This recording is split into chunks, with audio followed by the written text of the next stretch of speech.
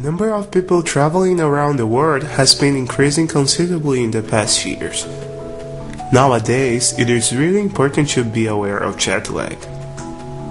Do you know what jet lag is? Jet lag, also called time zone change syndrome, is a sleep disorder that can affect anyone who quickly travels across multiple time zones. It is caused by a disruption to your body's internal clock or circadian rhythms, which tells your body when it's time to be awake and when it's time to sleep. The more time zones cross it, the more likely you are to experience jet lag.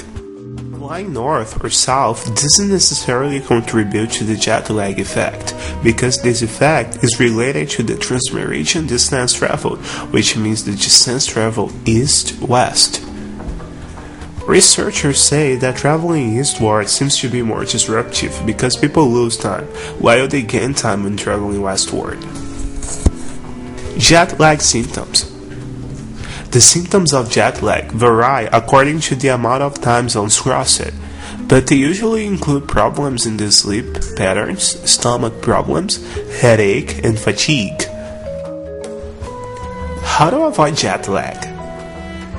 You don't have to accept fatigue and sleeplessness as the cost of traveling to distant lands.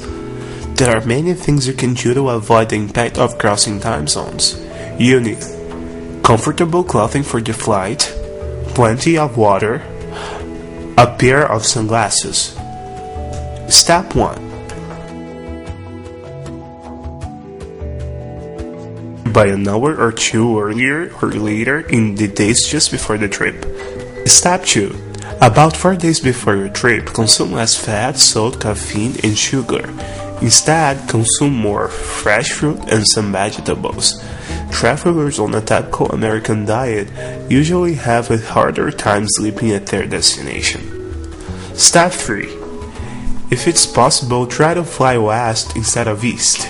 It is easier for your body to extend the day than to shorten it. Step 4. Set your watch as soon as you board the plane for your destination's time zone.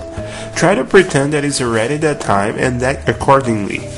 If it's the middle of the night at your destination, try to fall asleep as soon as possible. Step 5. Wear comfortable clothing on the plane. Tight clothing will reduce your circulation and cause discomfort, interfering in your ability to sleep. Step 6. Don't consume any caffeine or alcohol in the flight. They'll just dehydrate you and disrupt your sleep patterns. Drink lots of water and other liquids instead. Step at least once every 2 hours to walk around. It will improve your circulation and reduce your muscle stiffness. Step 8. It's the urge to nap upon arrival. Instead, try to get some exercise and make exposure to the sun, and stay far from sleep until your normal bedtime.